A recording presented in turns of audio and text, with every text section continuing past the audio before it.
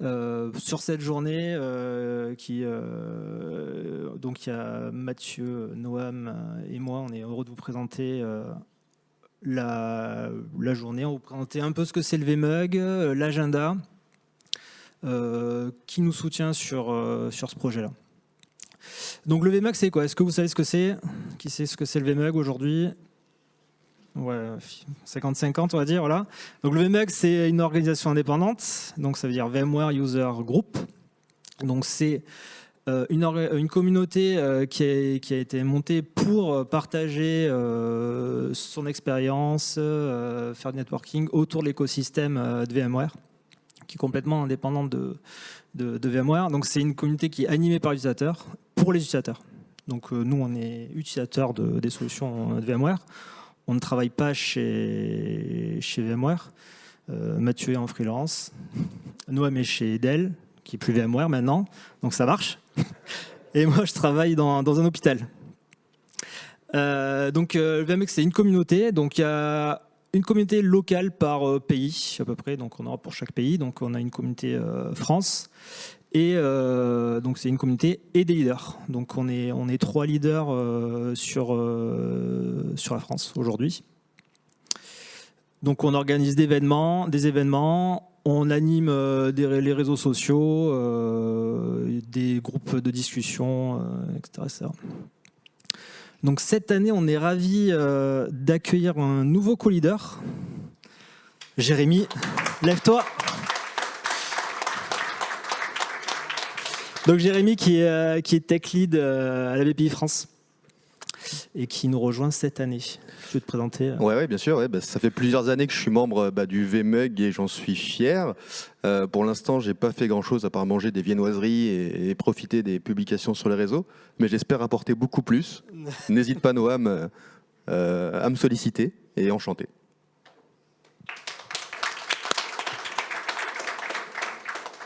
La petite histoire, c'est que Jérémy participait à beaucoup de VMUG et à chaque fois, vous savez, il y a des petits cadeaux à gagner. Et à chaque fois, c'est Jérémy qui gagnait, je sais pas, la chance. Et à chaque fois, il gagnait les cadeaux. Donc un peu marre que ça soit toujours le même. Donc du coup, on l'a retiré finalement en tant que participant et on l'a mis en co-leader. Et non, c'est quelqu'un qui participe énormément activement et on a besoin en plus avec Mathieu sur Paris d'avoir un peu plus de relais. Mathieu, il est très chargé aussi en tant que freelance. Il est à une migration dans 20 minutes, je crois. Donc voilà. Donc du coup, il a besoin d'être aussi épaulé. Donc on est content d'accueillir Jérémy avec nous. Merci.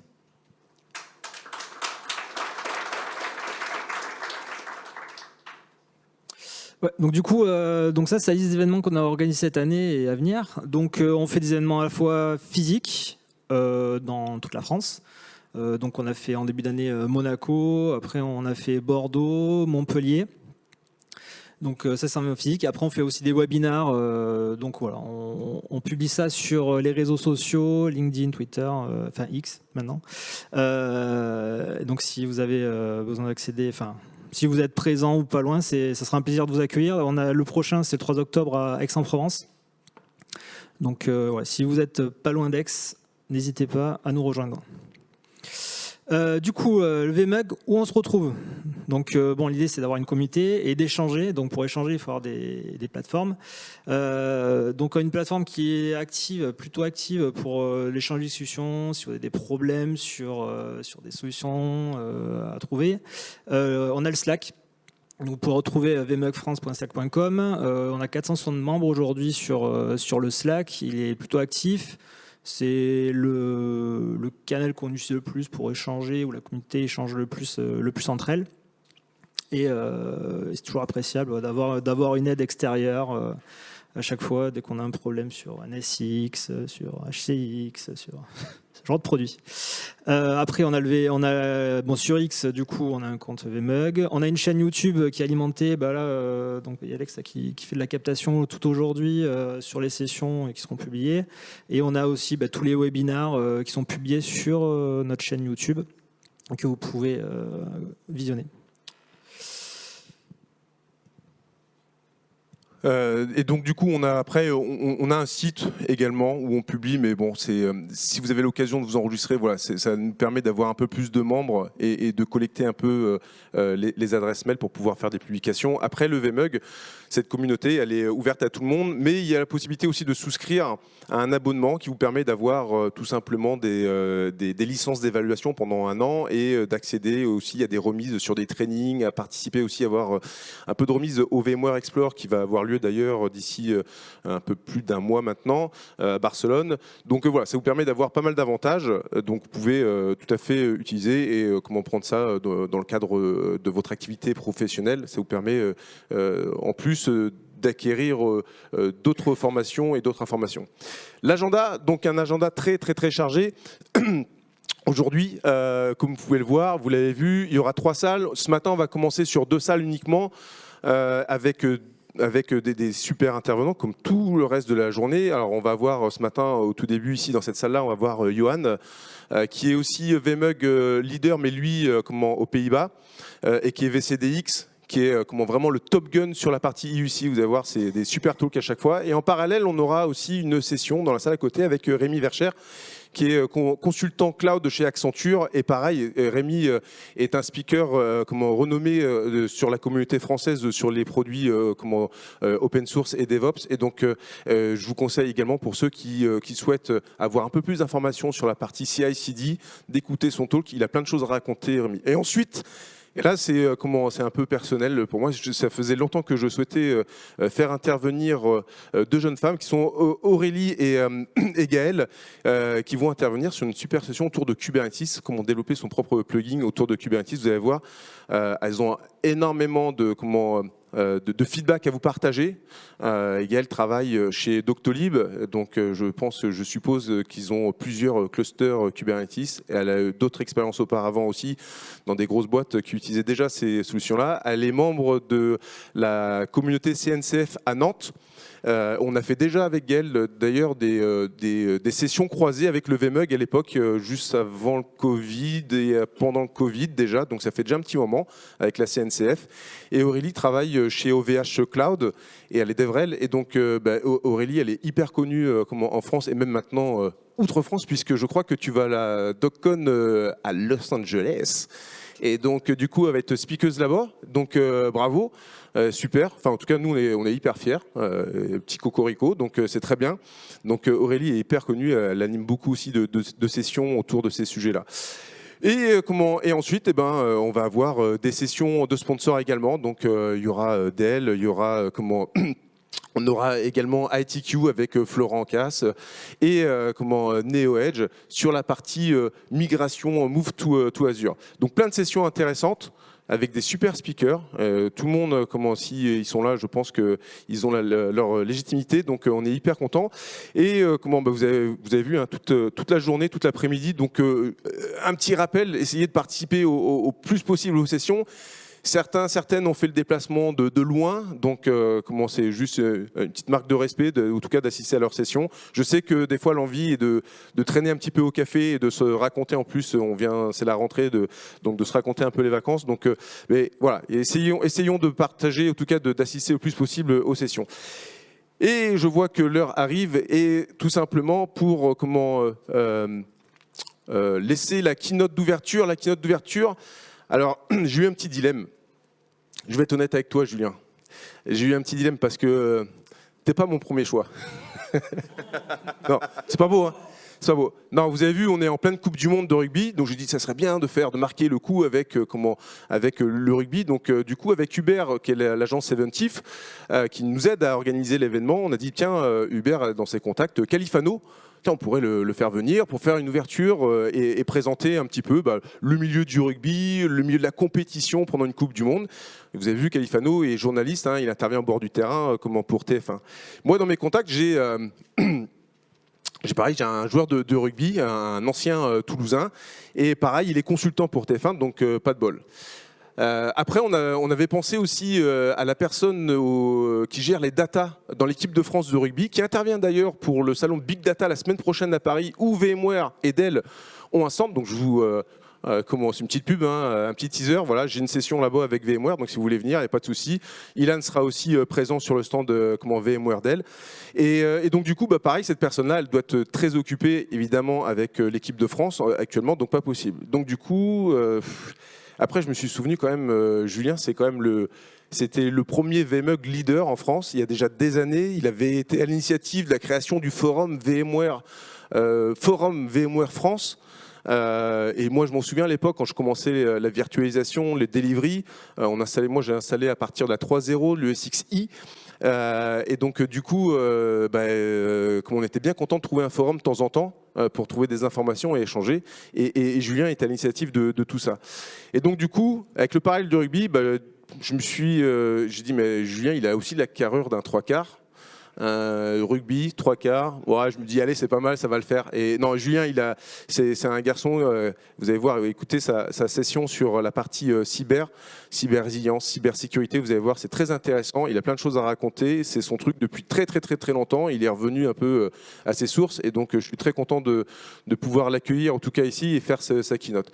Tout à l'heure, j'ai parlé aussi avec des anciens, avec Sylvain Sioux, je ne sais pas s'il est là. Tout à l'heure, je l'ai vu. Et il est là-bas. Et il m'a rappelé que ça fait 19 ans, en 2023, 19 ans que VMware a ouvert ses bureaux. Sylvain faisait partie des premiers employés des VMware à l'époque.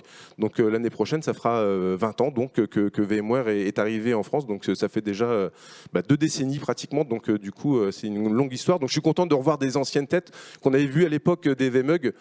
Il y a un bon moment, Ilan. Donc du coup, voilà. Donc je suis très content. Et donc Julien, si tu veux venir faire ta keynote, avec plaisir. Voilà. Donc je vous souhaite à toutes et à tous une excellente journée.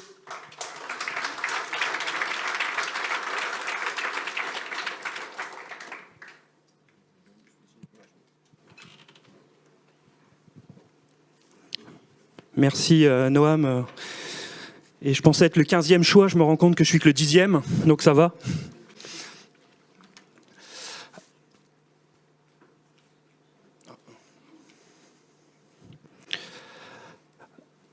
Pardon. Je vais me présenter, je pense que certains me connaissent, beaucoup je pense dans la salle, c'est vrai qu'il y a des anciennes têtes. Je me rends compte qu'on n'a pas vieilli en fait, depuis toutes ces années. Non, toi non. Donc pour ceux qui ne me connaissent pas, je suis directeur technique en charge de la cybersécurité chez Computa Center. Mais comme je dis souvent, les journées font 24 heures, donc il reste un peu de temps libre.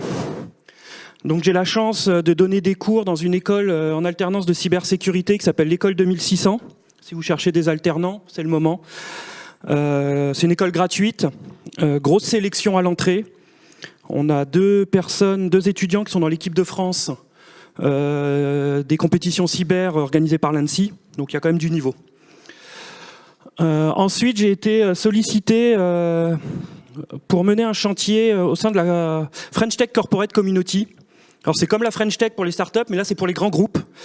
Et donc c'est pour accompagner les grands groupes dans leur transformation numérique. Et je m'occupe avec une autre personne d'un chantier sur la cybersécurité, où on a un objectif ambitieux de sortir un livre blanc.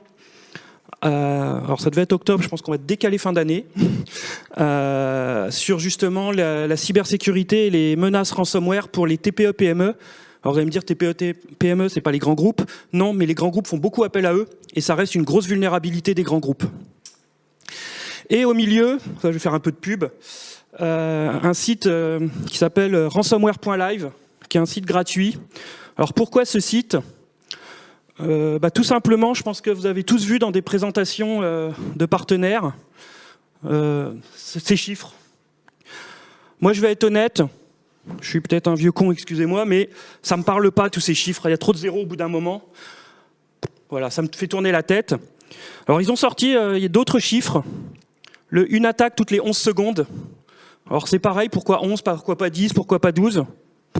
Donc moi, c'est des chiffres qui me parlent, mais voilà, c'est compliqué. En plus, je vais être très honnête, en fonction de qui reprend ce chiffre, c'est pas toujours la même explication derrière. Donc l'idée, ça a été de créer un site qui va référencer toutes les attaques publiées par les groupes de ransomware. Donc c'est public. Ça donne des statistiques qui peuvent faire froid dans le dos. Pour info, fin août, on a dépassé les chiffres de l'année dernière. Donc il y a une grosse progression. Vous voyez, c'est le cumulatif, le graphe derrière.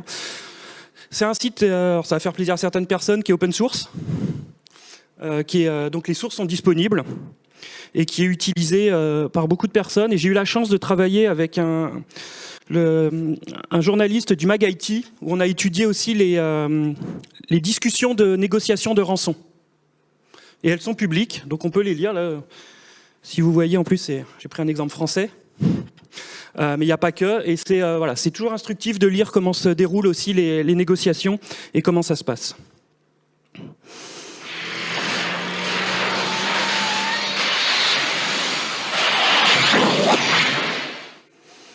Bon, je pense que vous avez tous reconnu le film. Alors pourquoi ce film ? Noam en a parlé, hein, et on a parlé aussi des anciens dans la salle. Je vois qu'il y en a beaucoup au premier rang, voire ou au fond. Alors l'histoire du VMUG, Noam en a parlé. C'était forum.vmware.free.fr, le tout premier site en 2006. Donc j'ai réussi à retrouver des captures d'écran du site. Alors pour les plus jeunes d'entre nous, 2006, c'est ESX Server 2. Bon, on a eu un débat avec Sylvain Sioux, 2.1, 2, mais bon, voilà, c'est 2. Ensuite, en 2008, on s'est dit on va se professionnaliser un tout petit peu. On a acheté un nom de domaine, Forum VMware. Alors pourquoi pas VMUG ? Parce que le VMUG n'existait pas à l'époque. VMware avait déjà des réflexions de créer des groupes utilisateurs, mais ça n'existait pas. En 2008, j'ai été rejoint par certaines personnes qui sont dans la salle d'ailleurs, où on a essayé de créer une grosse communauté, toujours autour d'un forum, pour pouvoir échanger. Alors pourquoi ? Dans ces 2006-2008, la virtualisation, c'était quand même assez nouveau dans les entreprises, et on cherchait surtout des retours d'expérience, pas que techniques, sur la mise en œuvre en France. Parce qu'on a nos collègues européens, ou voire outre-Atlantique, peuvent être des précurseurs sur certaines solutions. En France, des fois, on peut être un peu plus frileux, donc on cherchait vraiment à échanger de comment ça s'était passé. Donc pour info, là, on est sur ESX Server 3 en 2008. Ensuite, de 2009 à 2016, donc, j'ai eu la chance d'être le co-leader avec Olivier Parcollet du VMware User Group. Donc on a vraiment intégré la communauté officielle VMware. Donc vous voyez, le forum, c'est aussi un peu professionnalisé, plus joli. Question de goût, mais bon. Et on a fait plusieurs événements aussi, dont une, alors ça s'appelait pas les UserCon à l'époque, mais une en 2014. Un bel événement qui ressemble un peu à celui-là, en plus modeste à l'époque, mais voilà. Et donc 2009-2016, ESXi 4, et 2016, bon, on arrive à quelque chose de connu, hein, ESX 6, donc on est sur des choses assez connues. Bon, on n'est pas là pour faire de la nostalgie, hein, c'est pas le but du jeu. Surtout que cette année, donc on a parlé des 19 ans de VMware France, mais surtout c'est les 25 ans de VMware cette année, qui a été créé par des très belles personnes. J'ai la chance d'en connaître un qui est Édouard Bugnon, qui est français, ou suisse, je ne sais plus. Enfin, il vit en France. Enfin, il vivait en France. Donc voilà, on a quand même une belle histoire. Il y a un site, alors je ne l'ai pas noté, mais vous cherchez Histoire VMware sur Google. VMware a fait un site où il y a tout l'historique, qui est une timeline qui est super bien faite pour faire tout ça. Mais Noam ne m'a pas appelé pour ça, ni pour mes talents de 3/4, même si j'en ai fait un peu il y a quelques années. Moi, il m'a dit, Julien, il faut que tu parles un peu cybersécurité, c'est ton truc, il l'a expliqué en introduction. Donc moi, je vais être très honnête, je suis là pour vous faire peur. Voilà, on va poser le débat. Je suis là pour vous faire peur, mais je suis aussi là pour vous mettre à contribution. Ça fait quelques minutes là que je parle, c'est bien, mais je pense que je vais vous faire un peu aussi réagir. Donc je vous propose, si vous êtes d'accord, puis vous le serez, un petit sondage à main levée. Alors vous inquiétez pas, des questions très simples. Qui utilise au quotidien un ordinateur ? Ouais, on est mal barré. Qui, dans la salle, sait que pour protéger ses systèmes ou ses données, il faut des solutions de sécurité, antivirus, firewall. C'est bon, je vois que vous êtes conscient des risques. J'ai une autre question. Qui, ce matin, en venant à la conférence, en voiture, en métro, en train, en avion, a vérifié que le firewall de son moyen de transport était activé ? Qui a fait ça ? faut avoir confiance. Vous pensez pas que vous êtes inconscient? Parce que finalement, un tram, une voiture, un métro, un train, sont des ordinateurs qui roulent ou qui volent. Alors oui, là j'ai pris un exemple un peu extrême avec une voiture qui se pilote toute seule, mais il faut savoir qu'aujourd'hui, dans quasiment tous les moyens de transport, il y a un ordinateur. On va prendre un autre sujet. Qui, ce matin, a vérifié que le pacemaker de mamie avait son antivirus à jour? Qui a fait ça dans la salle? Il y en a qui voulaient toucher l'héritage. Parce que finalement, un pacemaker, qu'est-ce que c'est? C'est juste un petit ordinateur implémenté dans le corps humain qui soutient une fonction, somme toute vitale, les battements du cœur, donc la vie. Il va y avoir des morts à cause de problèmes de cybersécurité. Il faut en être conscient. Je vous avais dit, je ne suis pas le plus rigolo de l'histoire. Alors souvent, quand on me parle de cybersécurité, que ce soit la famille, les amis, des collègues, des clients, on me parle souvent de mes données personnelles, mon numéro de carte bleue. Oui, c'est vrai. Mais il y a peut-être des scénarios un peu plus risqués et un peu plus dangereux pour nous. Alors vous savez, la tradition au VMUG, c'est la V-Beer. Donc Noam a été très généreux avec l'équipe des autres co-leaders. Ce soir, il nous emmène tous en bus boire une bière. Une V-Beer. On est tous dans le bus. Et là, on reçoit un SMS. Si vous ne payez pas la rançon, je ne réactive pas les freins. Ben, on fait quoi? Ben, il est trop tard. On paye. Reprenons l'exemple de mamie. Alors son pacemaker va bien, je vous rassure. Mais vous recevez un SMS qui vous dit « Si vous ne payez pas la rançon, je fais danser le fest-noz à votre grand-mère toute la nuit. » Non, mais c'est flippant. Allez, un petit big up à nos amis bretons. Et le Mont-Saint-Michel. J'allais me faire des amis. Ouh, allez-y, allez-y. Alors vous pensez tous que je suis parano. Non, c'est pas une question, je le sais, je le vois dans vos regards. C'est vrai, les véhicules connectés, il n'y en a pas encore à tous les carrefours. Par contre, ce qu'il y a à tous les carrefours, vous le voyez sur la vidéo, ce sont des feux tricolores. Ben, sachez que plusieurs équipes de sécurité dans différents pays ont trouvé des vulnérabilités dans des systèmes de feux de signalisation et étaient capables, dans différents pays, dont l'Europe, de changer la couleur, soit mettre tous les feux au vert, soit tous les feux au rouge. Parce que finalement, un feu tricolore, c'est un ordinateur, ça peut être compromis. Un dernier exemple, alors heureusement, c'est encore de la recherche, mais il y a des chercheurs qui ont développé un malware. On entend beaucoup parler en ce moment des attaques dans le monde hospitalier, surtout en France. Ben, ils ont développé un malware qui était capable de rajouter ou de supprimer des tumeurs dans l'imagerie médicale. C'est embêtant. Alors heureusement, ce sont des chercheurs. Mais imaginez ce qu'on peut faire. Être traité pour un cancer qu'on n'a pas, ou ne pas être traité pour un cancer qu'on a. Tu vois, le monde se divise en deux catégories. Ceux qui ont un pistolet chargé et ceux qui creusent. Toi, tu creuses. Bon, je pense que tout le monde connaît ce film de Sergio Leone, 1966. Alors pourquoi je vous parle de ça? Alors, il y a eu beaucoup de variantes de cette phrase. Moi, il y en a une que j'aime bien. C'est dans la salle, là. Il y a ceux qui se sont fait pirater et qui le savent. Et je pense que beaucoup d'entre vous pensaient finir la phrase. Mais au final, non. Et les autres, c'est ceux qui ne le savent pas. Encore. Aujourd'hui, une attaque, c'est pareil, on voit tous les chiffres possibles et imaginables. La plus grosse attaque où je suis intervenu, ça faisait 18 mois que les pirates étaient sur le système d'information. Non détecté. Alors tout ça, c'est un peu lourd, j'en suis conscient. Comme je vous ai dit, je ne suis pas le plus fun de la bande. Moi, c'est mon métier. Vous, ça peut être votre vie. Alors rappelez-vous d'une chose, c'est que tous les outils numériques du quotidien, ce sont des ordinateurs. Et un ordinateur, ça peut être compromis. Je vous remercie de votre attention dans tous les sens du terme pour cette première partie.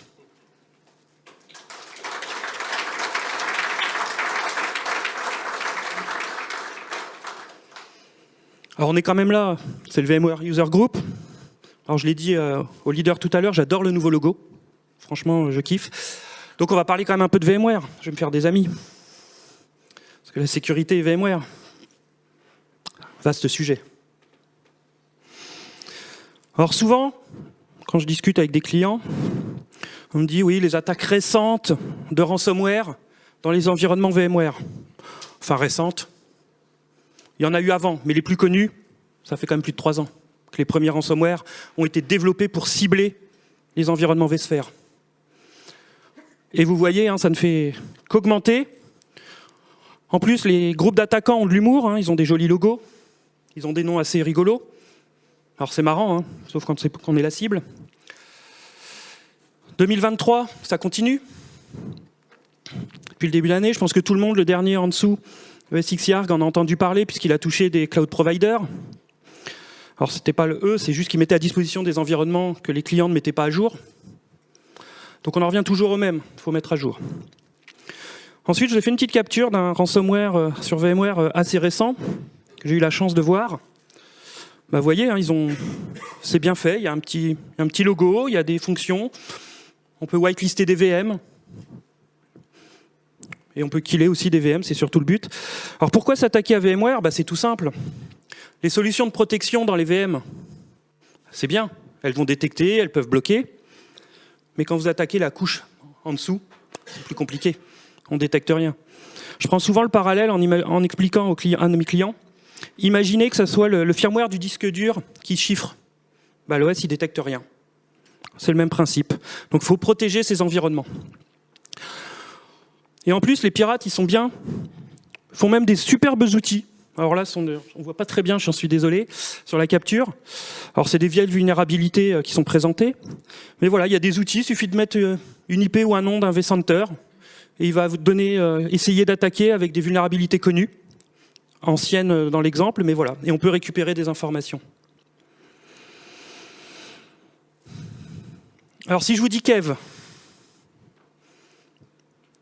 mentez pas, vous y avez tous pensé. Eh bien non, c'est pas lui. Kev, c'est une initiative du CISA, Cybersecurity Infrastructure Security Agency, l'équivalent de notre ANSSI aux États-Unis. Et Kev, c'est pour No Exploit Vulnerabilities, les vulnérabilités connues pour être exploitées. Donc le CISA a un catalogue d'à peu près 1000 vulnérabilités qui sont les plus utilisées pour attaquer. Et rien de tel pour présenter ce sujet, toujours pareil, qui n'est pas toujours très drôle, que de faire un peu de peinture. Alors je suis très mauvais, il y a des gens qui l'ont fait pour moi, mais ils ont représenté, de manière abstraite, mais qui quand même parle bien, les vulnérabilités utilisées par les attaquants par éditeur-constructeur. Et on peut voir, si on offusque un peu, on va laisser juste VMware. Alors, il y a Tanzu qui est séparé, je ne sais pas pourquoi, mais bon, ils l'ont séparé. On est sur 18. Alors c'est vrai que par rapport aux 265 de Microsoft, on est très loin, mais ça fait que VMware est quand même dans le top 10 des solutions attaquées. Alors, je vais être très honnête, je n'ai pas parcouru les 18, mais j'en ai fait une grande majorité, elles ont toutes corrigées depuis longtemps par VMware. Le problème, c'est pas VMware, c'est plutôt nous, utilisateurs. On ne met pas toujours à jour. Alors pourquoi ? Parce que souvent, on se dit, on est à l'intérieur, on est chez nous. Mais vous allez voir que ça ne suffit pas. Ensuite, les pirates sont très imaginatifs. S'il y a des développeurs en Python, peut-être qu'ils connaissent le module vConnector, qui permet, sur des scripts Python, de développer facilement et d'interagir avec le vCenter. Cet été, des pirates ont fait VM Connect et l'ont diffusé. Vous voyez, ça ressemble quand même beaucoup. Alors, c'est plus en ligne depuis. Et quand on regardait le code de ce VM Connect, il y avait une ligne, il n'y en a pas qu'une, mais une entre autres, qui a été rajoutée. Et en fait, si vous exécutiez ce module, et que la machine qui l'exécutait avait accès à Internet, il allait se connecter sur un serveur de command and control pour recevoir des commandes. Donc potentiellement, sachant que souvent, je ne suis pas le meilleur développeur, mais on utilise souvent des comptes admin, c'est beaucoup plus simple. On ne s'embête pas. Les droits, c'est chiant à gérer. Imaginez, on peut créer des comptes, changer des règles, on peut faire plein de choses. Alors vous avez vu les premières attaques ransomware, c'était il y a 3 ans. Alors est-ce que c'est le jackpot ou pas ? Un peu quand même. Donc VMware, on se rend compte, ça peut être l'accès initial, on l'a vu avec ESXarg en début d'année, mais souvent utilisé en mouvement latéral, c'est-à-dire se déplacer dans le système d'information, puisqu'une fois que vous avez accès en général à l'environnement VMware, vous avez accès à quasiment tout le système d'information pour le chiffrer. Alors il n'y a pas que VMware, je ne vais pas taper que sur VMware, je tape sur tout le monde. Là j'ai mis ça récemment parce qu'il y a eu beaucoup de buzz dessus, mais une vulnérabilité dans l'outil de backup Vim, qui permettait de récupérer les credentials pour se connecter justement au vCenter. Alors j'ai mis Vim, mais j'aurais pu citer Veritas ou d'autres, puisque tout le monde a eu une vulnérabilité à un moment ou à un autre. Ensuite, pourquoi j'ai mis le disable inbound outbound? Parce qu'on s'est rendu compte que dans toutes les attaques qu'on a vécues, enfin vues plutôt, où on est intervenu, souvent ce qui se passe, c'est qu'ils désactivent le firewall de l'ESXi. Alors pourquoi je vous en parle? Parce que c'est souvent quelque chose qui n'est jamais logué. Mais en général, nous, ce qu'on préconise aujourd'hui à nos clients, c'est est-ce que vous le vérifiez? Alors oui, c'est un signal faible. Mais en général, derrière, quand on touche au firewall d'un ESXi, c'est qu'il y a quand même quelque chose. Ensuite, le vCenter, c'est bien aussi, ça permet d'exfiltrer les machines virtuelles, donc les données. Il n'y a même pas besoin de se connecter aux ESXi. Je passerai à une société française où ils ont exfiltré toutes les VM. Ils n'ont même pas été chercher à voir ce qu'il y avait dedans, ils ont exfiltré toutes les VM. VMware, leader du marché des technologies de virtualisation, donc une cible, qui va, je pense, en plus l'être de plus en plus. Et dernier, sur les attaques qui peuvent durer plusieurs jours, on s'est rendu compte que, en général, attaquer VMware, ça se fait au bout de quelques minutes et quelques heures. Je n'ai pas dit que c'est une attaque réussie, je précise quand même, mais voilà. Ça reste très rapidement, une fois qu'ils ont... En général, la première cible, on va retrouver l'Active Directory, les backups et VMware.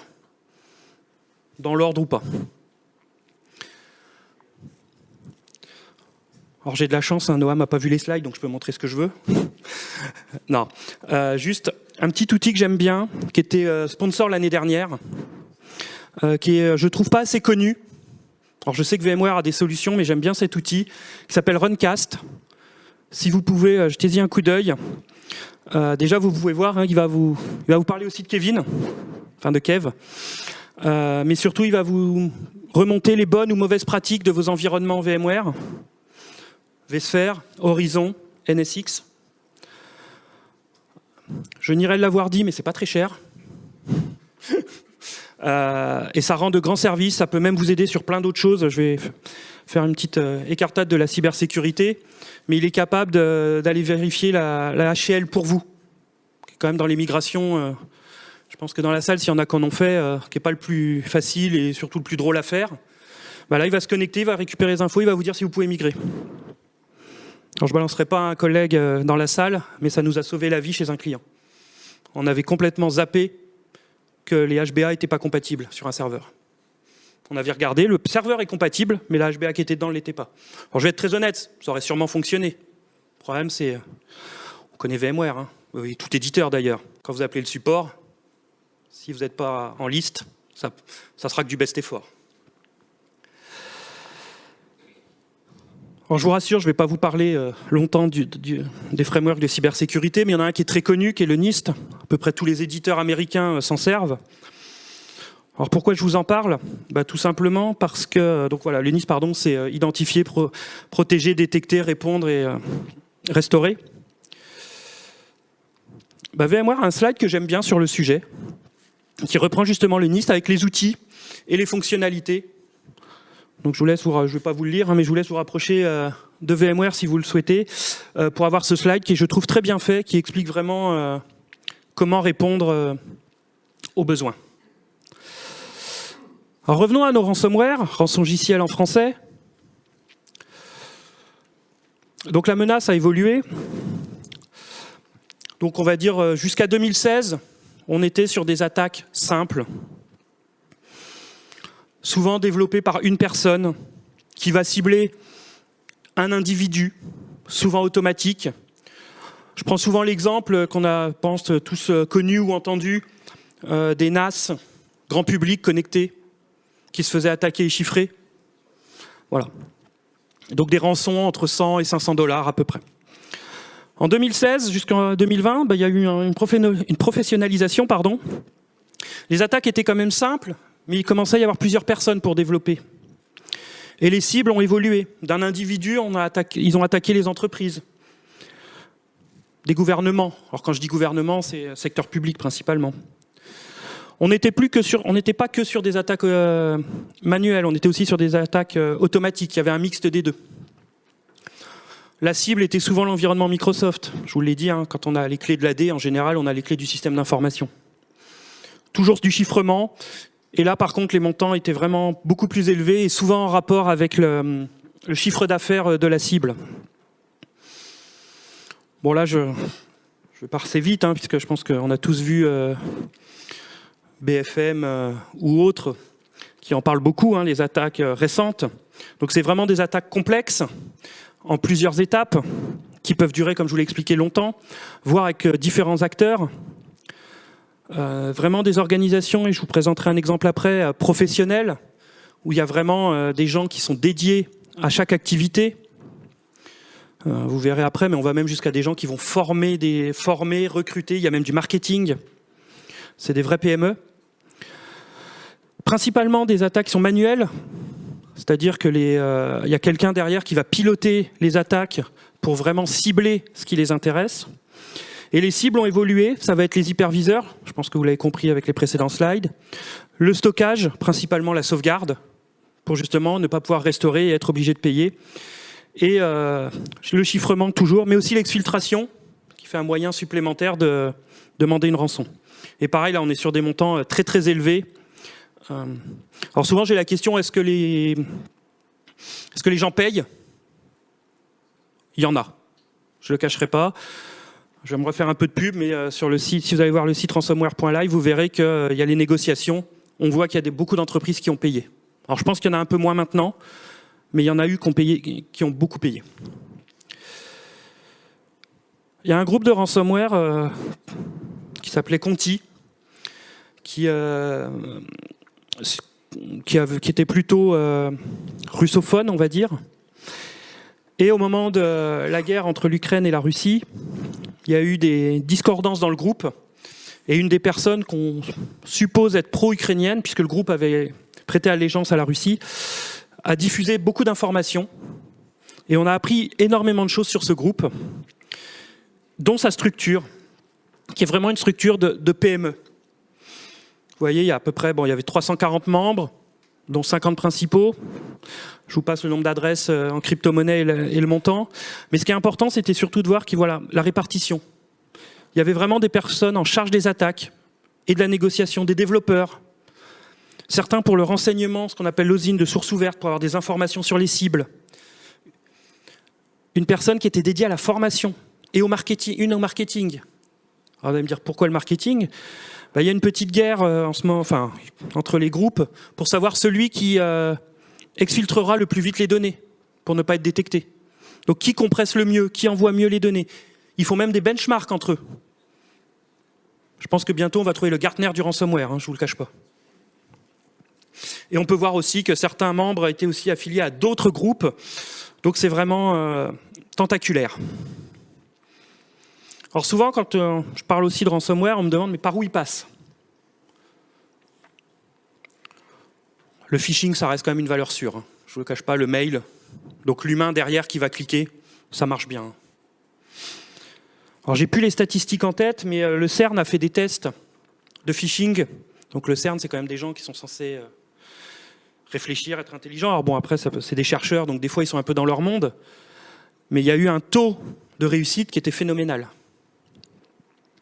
Donc vous voyez, je ne vais pas tout exploiter. Après l'exploitation des vulnérabilités, que ce soit des appliances, des services, voire même des clients, c'est-à-dire le client souvent VPN qui peut être vulnérable, on peut trouver des infos.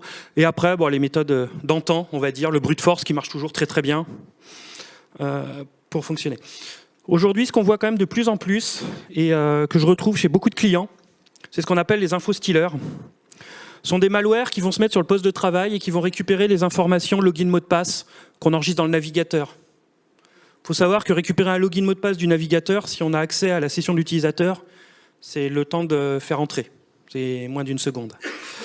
Donc ce n'est pas des environnements qui sont toujours très sécurisés. Et donc on récupère souvent des login mot de passe. Il y a un marché. Vous pouvez en acheter, voire même qui est des fois, il y a même des endroits où c'est gratuit, mais il y en a où on peut acheter des centaines, des milliers de logins mots de passe. Dans le lot, il y en a toujours un qui fonctionne. J'ai des exemples assez récents, même d'hôpitaux en France, où ce sont des logins mots de passe de partenaires qui ont été récupérés grâce à des infostealers sur des postes d'administrateurs. Donc faire attention à tout ça. Ensuite, j'en ai pas parlé, mais je pense que tout le monde en a déjà entendu parler, ce qu'on appelle le ransomware as a service. Donc ils sont très en avance sur nous, sur tout ce qui est le as a service. Donc vous avez ce qu'on appelle les boss, le ransomware, qui vont être les gens qui vont développer le ransomware et qui vont recruter ce qu'ils appellent des affiliés, c'est-à-dire la personne qui va avoir un accès à un système d'information ou qui va acheter des accès. Et donc elle va se faire recruter. Vous l'avez vu, il y a des formateurs, souvent elle est formée. Et on va lui fournir le ransomware customisé. Donc il y a des portails. Alors je vous ai pas mis, non, j'ai pas mis de capture, mais où vous pouvez sélectionner la cible. Est-ce que votre cible primaire, ça va être des environnements Windows, vSphere, le niveau de chiffrement que vous voulez. Est-ce que vous voulez que le ransomware efface des choses ou pas? Et vous avez vraiment l'outil dédié. On a même vu, alors ça se fait moins en moins, mais on a vu des ransomware où quand on a fait du reverse engineering dessus, on s'est rendu compte qu'il y avait des logins et mots de passe du client en dur dedans. Donc ils les avaient récupérés, ils les ont mis en dur dedans. Donc l'affilié, il va déployer le ransomware sur sa cible. Et après, le groupe de ransomware, ce qu'on appelle le boss, va négocier la rançon. Et pour finir, qui dit rançon dit partage. Il faut savoir que l'affilié va toucher à peu près 40%. Il y a eu une étude de l'Institut Montaigne qui date maintenant d'il y a un peu plus de 2 ans. Ils estimaient en moyenne, alors c'est toujours facile, c'est les moyennes, que sur un investissement, on va dire de 100 000 euros, 100 000 $, il y avait 800% de retour sur investissement. Moi, j'ai été voir mon banquier, il ne me propose pas ce rendement. Donc ça peut laisser réfléchir. On va parler de nos amis suisses. Je ne sais pas si vous êtes familier avec le modèle du fromage suisse, qui est un modèle d'un psychologue anglais qui s'appelle James Reason, qui s'applique principalement à la sécurité aérienne, mais qu'on peut transposer facilement à la cybersécurité, qui en gros explique que toutes les couches de sécurité sont importantes parce qu'aucune n'est parfaite. Donc j'ai une petite image que j'ai récupérée. Ce qui veut dire qu'on a souvent, ce que j'entends, c'est chez certains de nos clients, oui mais la sécurité, on a les équipes sécurité. Oui, c'est bien. Ils vont donner des consignes, mais la sécurité, elle se gère à tous les niveaux, de l'utilisateur jusqu'aux administrateurs et aux exploitants. Voire même l'écosystème autour, je pense à nous, partenaires.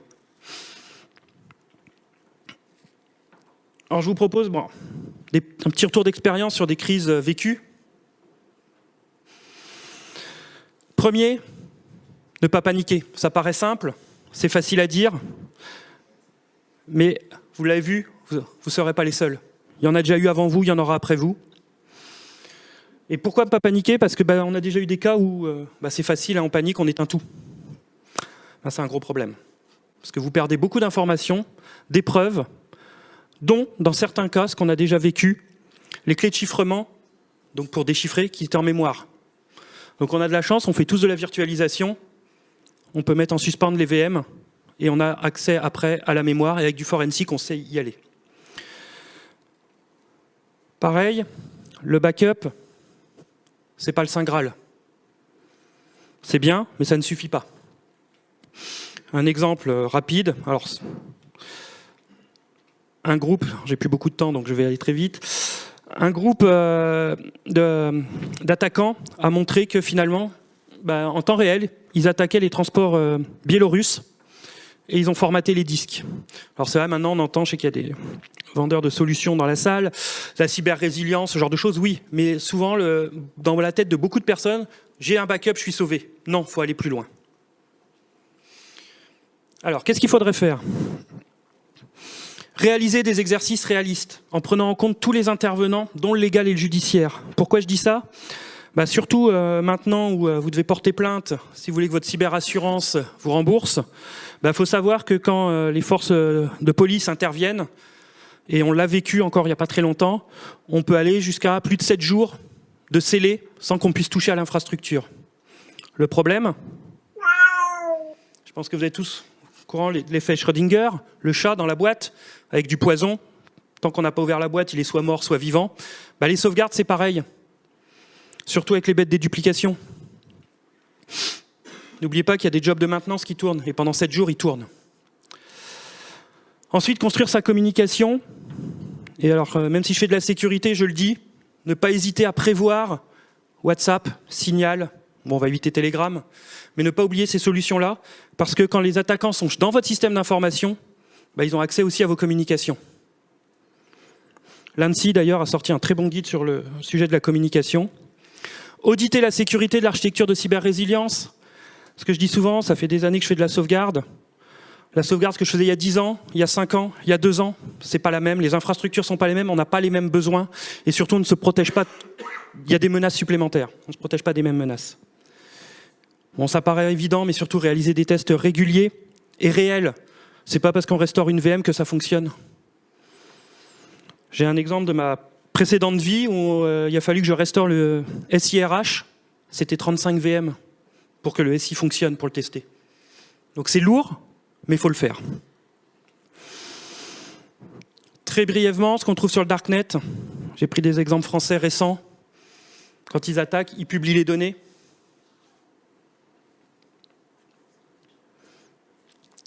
C'est pas un leurre, ce qu'on voit, c'est la vérité.